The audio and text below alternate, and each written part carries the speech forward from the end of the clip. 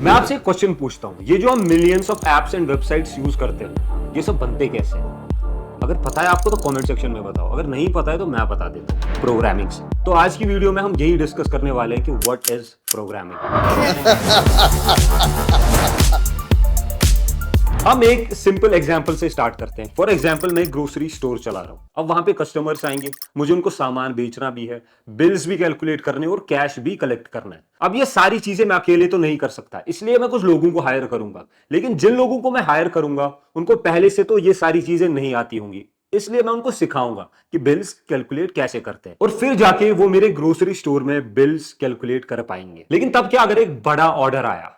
कौन कौन से ऐसे चैलेंज है जो उनको फेस करने पड़ सकते हैं? उन्हें हर चीज को बिना गलती के कैलकुलेट करना पड़ेगा, जल्दी भी करना पड़ेगा, और उन्हें हर आइटम के प्राइस को भी याद रखना पड़ेगा। और हो सकता है कि एक साथ कई ऑर्डर्स हैंडल करने पड़ जाए, और ये कैलकुलेशंस रोज होती है। ऑर्डर्स भी बढ़ते जाएंगे और एक टाइम तो ऐसा आएगा कि चाहे कोई भी इंसान हो, हर बंदे का रिएक्शन यही होगा कि हमसे नहीं हो पाएगा। ये ह्यूमंस के लिए एक प्रॉब्लम है। कोई भी इंसान 24 घंटे काम नहीं कर सकता। अगर ये काम कोई कर सकता है तो वो खाली एक मशीन है। लेकिन एक मशीन को ये सब समझ कैसे आएगा? एक इलेक्ट्रॉनिक मशीन बस इलेक्ट्रिक सिग्नल्स रिसीव करती है, और हम उन इलेक्ट्रिक सिग्नल्स को या तो ऑन कर सकते हैं और या तो ऑफ कर सकते हैं। इसी कंसेप्ट से हमने मशीन्स के लिए एक लैंग्वेज डेवलप की जिसका नाम है बाइनरी लैंग्वेज, जिसके पास दो फॉर्म्स हैं, 0 और 1। और इस लैंग्वेज को मशीन कोड या फिर लो लेवल कोड भी कहा जाता है। उसके बाद एक ऐसी मशीन को इन्वेंट किया गया जिसको बाइनरी लैंग्वेज समझ आती थी, लेकिन बाइनरी लैंग्वेज में खाली वंस एंड जीरोस होते थे। तो जब भी हमें ज्यादा कोड करना होता था, वो इंसानों के लिए समझना बहुत ज्यादा मुश्किल हो जाता था। तो हमने एक ऐसी लैंग्वेज बनाई जिसको इंसान भी समझ पाते थे, और इसी को असेंबली लैंग्वेज बोलते थे। उसके बाद हमने कुछ इंस्ट्रक्शंस बनाई जिनको इंसान भी आराम से समझ पाते थे। फॉर एग्जाम्पल, हमें दो नंबर्स का एडिशन करना है तो हमने एक एडिशन की इंस्ट्रक्शन बना दी,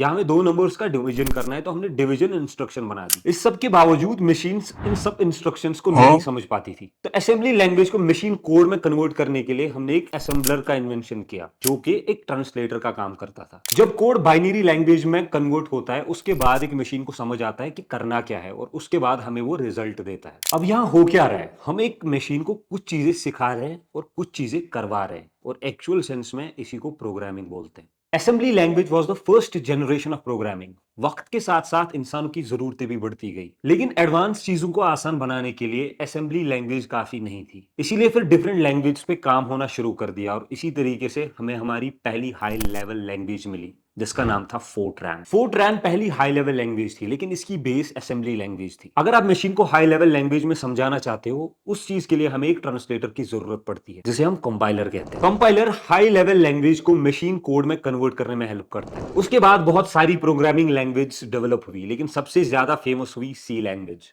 अगर आज भी किसी को प्रोग्रामिंग सीखनी है तो वो सी लैंग्वेज से ही स्टार्ट करेगा, क्योंकि सी लैंग्वेज को प्रोग्रामिंग की सबसे बेसिक लैंग्वेज मानी जाती है। सी लैंग्वेज के आने के बाद सॉफ्टवेयर फील्ड में बहुत सारी डेवलपमेंट्स हुई। सी लैंग्वेज की मदद से बहुत सारे सॉफ्टवेयर्स और ऑपरेटिंग सिस्टम्स डेवलप हुए। उसके बाद आई JavaScript, Python, C plus plus, या जो भी आजकल हम लैंग्वेज यूज करते हैं। ये सारी लैंग्वेज भी सी से ही आई। ये वो एवोल्यूशन है जिसमें हमने पहले बाइनरी लैंग्वेज डेवलप की, फिर बाइनरी लैंग्वेज को थोड़ा सा अच्छे से समझने के लिए असेंबली लैंग्वेज डेवलप की, फिर हाई लेवल लैंग्वेज डेवलप की, और फिर सी आई, और फिर उसी के साथ बाकी सारी नई लैंग्वेज भी डेवलप हुई। तो हम तब से एक से दूसरी लैंग्वेज तक कंटिन्यूअसली अपग्रेड कर रहे हैं। अगर आप आज के टाइम में एक सॉफ्टवेयर बनाना चाहते हो, it's just a matter of drag and drop. AI की मदद से हम आज कोड भी कर सकते हैं, लेकिन इसका मतलब ये नहीं है कि एआई की वजह से जॉब्स चली जाएंगी। होगा ये कि जिस काम को हम 1 घंटे में करते थे, एआई की मदद से हम वो काम 10 मिनट में ही कर पाएंगे। इसकी बेसिस पे नई अपॉर्चुनिटीज और आइडियाज आएंगे। प्रोग्रामिंग एज अ फील्ड बहुत बढ़ रहा है, और हम इसको और आसान बना रहे हैं। बहुत से लोग कोडिंग कर रहे हैं, और हो सकता है आप भी कोई सॉफ्टवेयर डेवलप कर रहे होंगे।